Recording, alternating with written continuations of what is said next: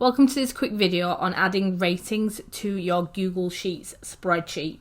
So if, like me, you might want to capture some feedback on products or sales or anything else, and you want a way to do that consistently and easily, then the ratings smart chip might be quite useful to you. So I'm just going to select all of the cells where I want that information to be in, click on the insert drop down and then go to smart chips, so towards the bottom, and rating.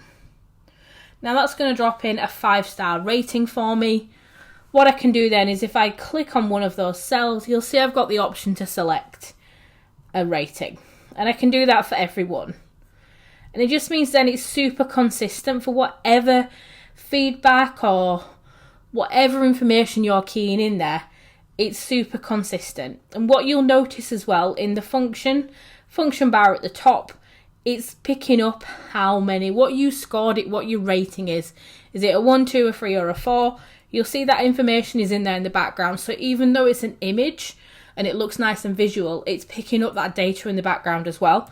So let's say, for example, I want to use this information and I want to get an average of this product across those 4 months. I can just use a nice little function, equals average. It's going to assume I want those 4 cells, and that's absolutely right. So I'm just going to press enter, and you can see my average there is 3.5 across those 4 months, because it's got that data in the background.